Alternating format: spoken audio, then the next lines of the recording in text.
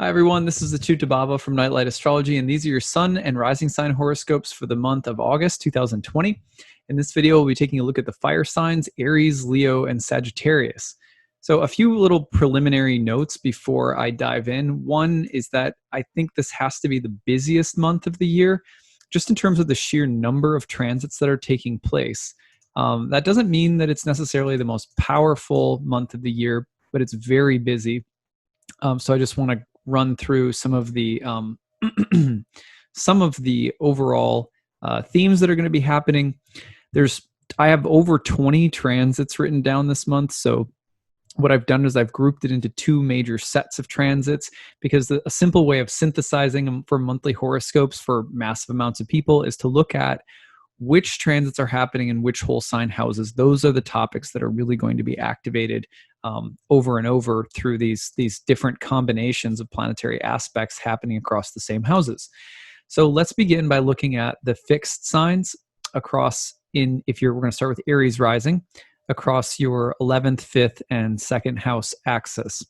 So the month begins right away on the 1st of August with a square between the Sun and Uranus, and then the full moon comes in on August 3rd, and the full moon in Aquarius in the 11th will also be square to Uranus. So we're setting up a kind of T-square dynamic between houses 11 Aquarius, 5 Leo, and 2 Taurus.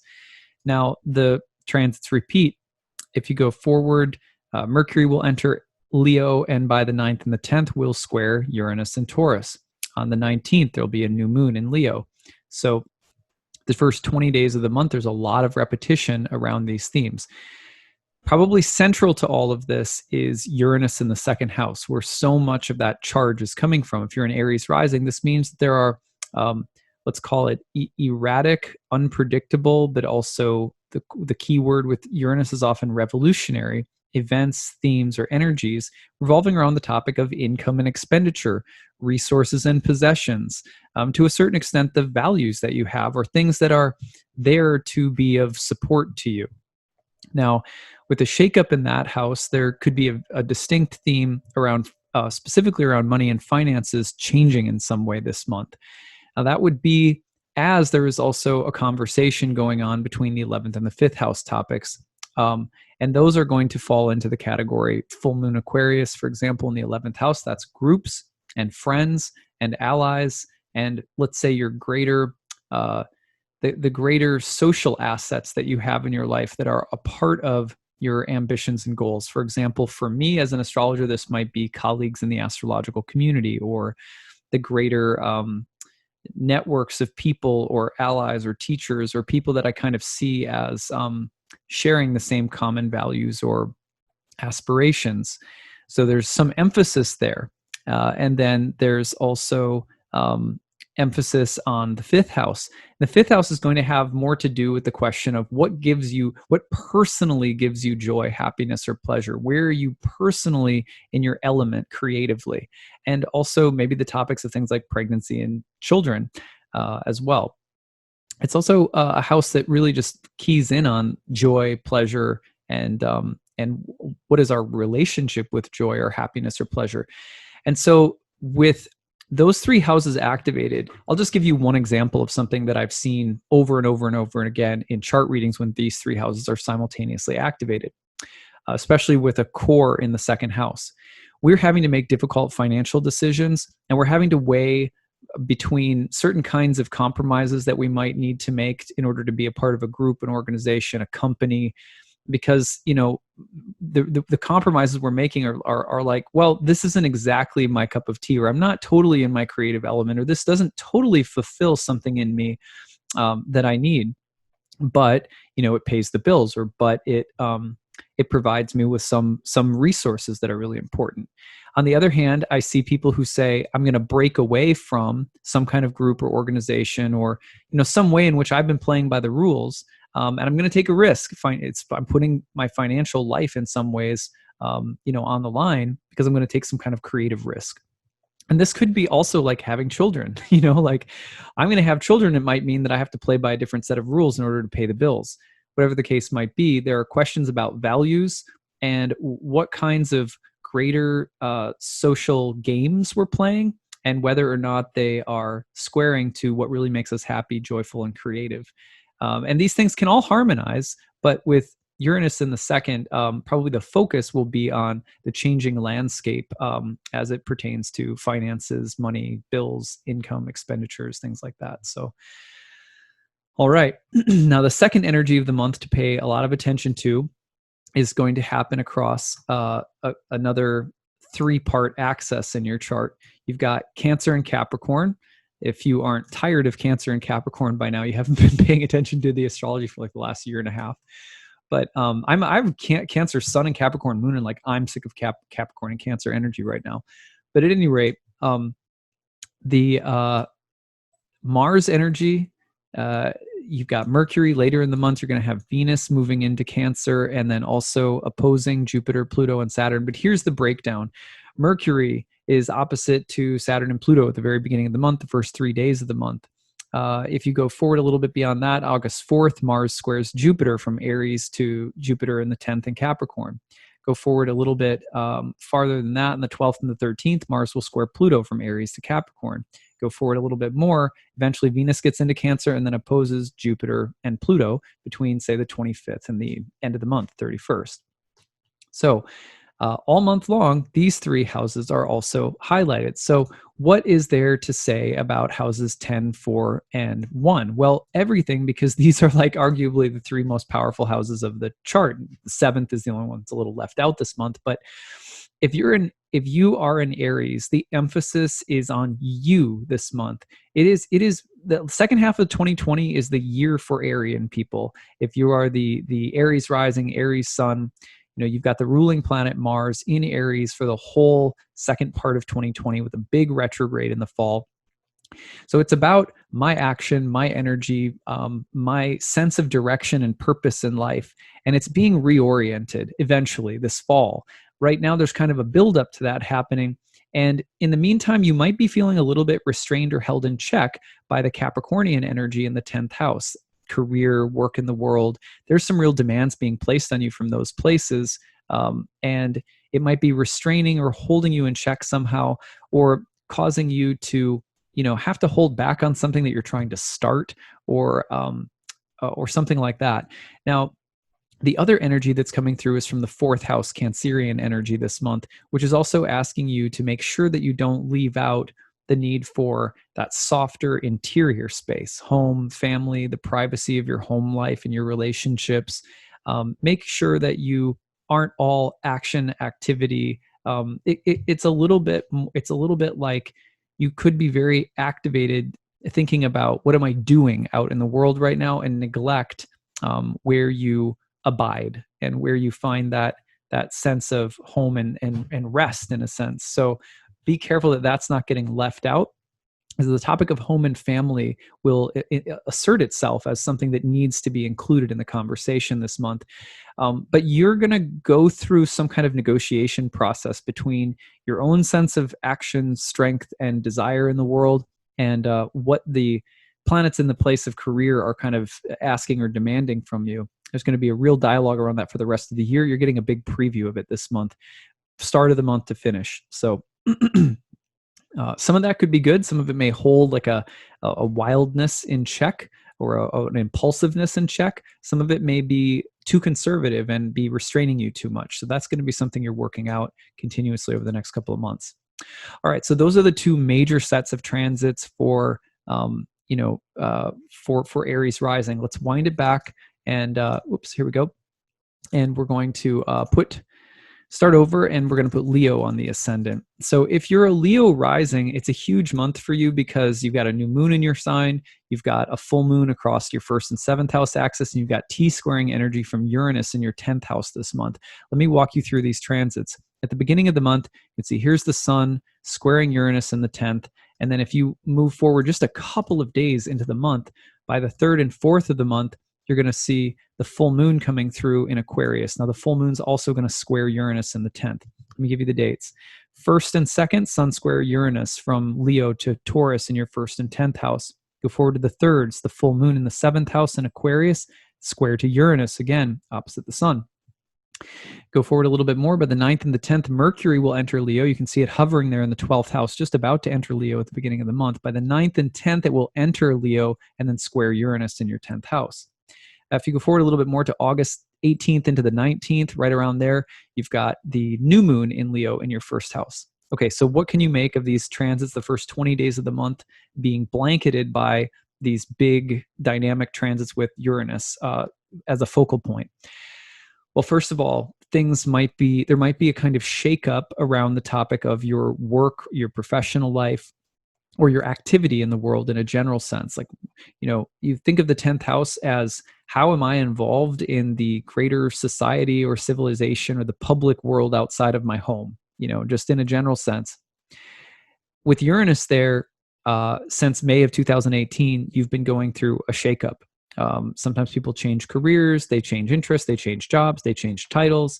There's something fundamental about your sense of who you are and what you want to do out in the world that's been going through a kind of upheaval. Now, Uranus this month with the square to the first house Leo energy is asking that question again in a new way, or in a deeper way perhaps, or is continuing that story somehow. So it's a kind of a punctuation mark around those same themes. The new moon in Leo on the 19th is really placing a focus on you. What are you doing? How do you feel? How is your health? What do you want to do with your life? How do you see yourself in the world?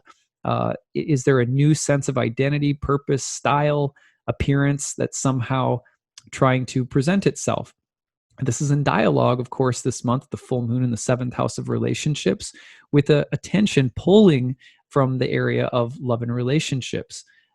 So that the self-other access is highlighted. There are also going to be needs, demands, and differing values or energies coming in through other people this month. And all of it keeps relating back to this Uranian energy that's saying there's a new path. It's different. It's different than the status quo. You need to break out of old limitations, redefine yourself in the world. So those energies are, for Leos, it's just very strong. All the fixed signs this month have a really strong month of change ahead. Now, of course, the other set of signs getting activated are the cardinal signs. And that's like, true to form, we've been hearing about Cancer, Capricorn forever now, right? But at the beginning of the month, you're going to see that the Mercury in Cancer is opposing Saturn. Let me just walk you through all of them up front, actually. So Mercury opposes Pluto at the beginning of the month, August 1st and 2nd. Then Mercury opposes Saturn by August 3rd. And then you go down just a little bit more, Mars and Aries in the 9th house is going to square Jupiter in Capricorn by August 4th, right? That's just 4 days of the month. And then August 12th and 13th, Mars will square Pluto. And then you go forward to, say, the August 24th and 25th, Mars will square Saturn. Then from the 25th and 26th, Venus, who you can't see just yet in Cancer, let me move this forward so you can. So now you're going to see Venus enter the 12th house, and Venus is going to eventually oppose Pluto and Jupiter by the, say, 25th through the 31st. So there you go. All month long, from start to finish, you have the Cancer, Capricorn, Aries axis being activated, especially with a focal point of Mars. Now, Mars in the 9th house, what does that mean? Well, behind a lot of the changes this month is a change in philosophical, political, theological thinking. There's a kind of, let's say, there's a need to mobilize, activate, take action with this sense of your beliefs kind of lighting or guiding the way. Sometimes that means new teachers, new thoughts, new educational material. You're learning something new, you're practicing something new, but your mind is going through a change and you're being energized by this change or led because of the desire to act on beliefs. Now, that could be a little bit on the militant side. You want to be careful that this energy, it's kind of has a kind of a missionary quality to it. There's a kind of visionary, missionary, and I love using the phrase sort of the Joan of Arc quality, where it's like, I've got a mission, but it comes from God. It's like a higher sense of morality or ethic that's driving things and driving the desire to sacrifice or to work or to put values into practical use. So that's driving the plot line forward this month, but There could also be emotional complications or shadows that come in, or a backstory with family as well, because you're going to have some Cancerian energy in your 12th house coming through. And that energy can make things a little bit more emotionally complex. There can be, let's call it, uh, that there is a sense of needing to make sure that you don't leave out a sensitivity, a gentleness, a nurturing or mothering quality along the way. The Aries Capricorn axis is good if you need to like ride into battle or fight a 10-day long battle or climb, Mount Everest or something.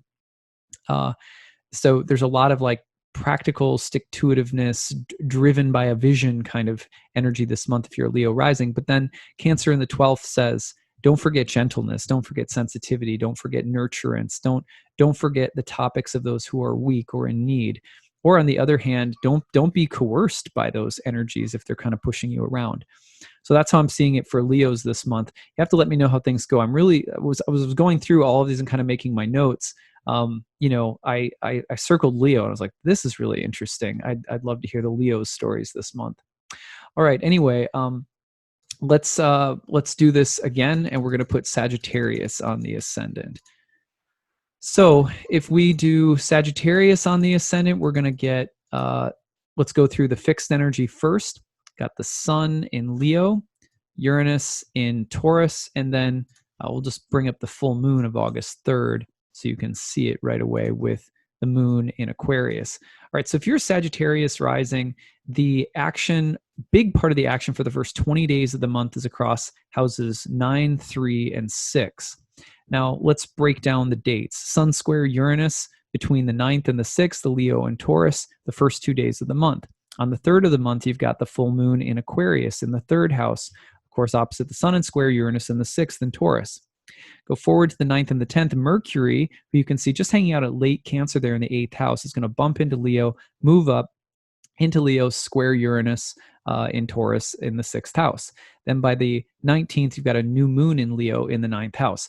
Okay, so the focal point is Uranus in the T-square, but there's a lot of emphasis on your 9th house this month if you're a Sagittarius. What does that mean? Well, it has a lot to do with your mind, with education, with learning. You are cultivating or developing a more refined or higher sense of your values, your purpose, your vision, your spiritual life or priorities, ethical or political concerns. Teachers might be entering your life, or the topic of mentors and learning could be very important to you, as could the topic of some kind of foreign place or culture in the world. This is a huge component of the month. Now, it's being activated by this Uranian energy in the 6th house, which, if you want to think about the 6th house as a place of action that's a little bit more like grueling and labor intensive, as well as the things that we want to give ourselves to in some form of selfless service or sacrifice. So you're being motivated to, there's like a, what do I want to call it? Like a kind of gestalt that you're going through where you're going, I need to somehow rewrite the script or reframe the plot line in some area of my life. It could be any area, but my thinking is changing. It's changing radically. It's changing suddenly. There's some aha moments. And there may be some way in which you feel like you need to give yourself to something, or you need to pour your energy into something because of a changing view that's coming through. Now, the energy in the 3rd house, the full moon in the 3rd house, this also points to, the 3rd house points to the way in which the 9th house is like the big story, the big plot line. How do I see the universe and my role in it? How do I see society and my role in it? What is my vision of life? The 3rd house is more like, how do I act and behave, and how is my thinking governed around my family, around my home, with my roommates, or with my kids or wife or children? I'm just thinking myself, right? But how do I almost like maneuver in the minutia? And so there's some synthesis here that's taking place. You might have a brand new vision this month. It might be kind of revolutionary, but it's got to integrate into the immediate sphere around you as well without becoming dissociative. And that's going to be a big part of the month. All right. So if we then take a look at the second axis of transits, this will round things out for Sagittarians. All right. Now we have Cancer Capricorn Surprise, surprise. Like, isn't it going to be amazing when Jupiter and Saturn change signs into Aquarius? It's going to be like, oh my God, there's not so much happening across Cancer and Capricorn anymore. Anyway, so a big month for the Aries, Cancer, Capricorn axis with Mars as a focal point in Aries, pretty much the rest of the year, actually. But let me run through the dates. So the very beginning of the month, you can see Mercury here is going to oppose Pluto on the 1st and 2nd. It's going to oppose Saturn on the 3rd. And then Mars in Aries will be squaring Jupiter in Capricorn on the 4th. Go forward a little bit more to the 12th and the 13th. Mars will square Pluto, Aries to Capricorn again, 5th to 2nd. And then you go forward to 24th and the 25th. Mars will square Saturn. And then Venus, who you can't see right now, let me just bump this ahead a little bit. Venus will move into Cancer and then oppose Jupiter and Pluto between the 25th and the 31st. So back to back all month long, Aries, Capricorn, Cancer is, being activated. Now, what does this mean? We've got houses 2, 8, and 5. Okay, so houses 2 and 8, let's talk about first. These houses have a lot to do with energy that is useful to us somehow. We use it for something to support ourselves with. The second refers to my money, my expenditures, my income, my assets, my possessions, my resources, and to a certain extent, my values. What do I place value on because I need it or want it? The 8th house is the same exact topics, but relative to other people. What do other people value? What do other people have? And how does it benefit me? But you can also, across this house axis, get into topics like independence or self-sufficiency versus dependence. What do I have versus what is shared? What do I owe versus what is owed to me? And things like that. Now, the 5th house, where we have Mars as the focal point for you if you're a Sagittarius rising, is so much about pleasure and happiness. The 5th house was associated with Venus traditionally, as related to things like children and procreation and pregnancy, and as well as, say, romance on a certain level. Later, it kind of evolves into being a house that's even related to like kind of romantic escapades, flings. But also the 5th house is related to the need for creativity, pleasure, joy, happiness, Venusian things. Like, what am I going to do today that'll be enjoyable and bright on a sunny Saturday or something like that? It's kind of a 5th house thing. Well, Mars in that house is really interesting because Mars, in order to experience pleasure right now, is saying I need to be proactive. I need to start something like a creative project. I want to make a bold move. Maybe I want to have a child, or whatever the case might be, though. Mars wants to take action and do something in the name of happiness or pleasure or creativity. Now, it's being held in check a little bit by these kind of conservative, contractive energies in the house of money and finances. And it's also in some kind of a dialogue with the values and resources and needs and wants of other people. So these are the areas that are really communicating pretty dynamically this month. And the question is, with so much desire to do things or take actions in the world that are geared toward creative satisfaction, pleasure, happiness, with Mars in the 5th, how are you doing that given the kind of compromising or competing energies across the financial houses and houses that really have to do with the exchange of goods, services, values, resources between you and other people in your life? So those topics will be really highlighted this month. All right, so that's what I've got for you, all of you fire signs. I hope that this was interesting. I hope that you got a lot out of it. Please share your comments and stories in the comment section. I'd love to hear from you. Be sure to check in as the month goes on, because I will also be moving through each of these transits on my YouTube channel and exploring each of them in depth, so you can learn a lot more about each transit as we go throughout the month. All right, well, that's what I've got for this month. I hope you have a good one, and we'll see you again in September. Take it easy. Bye.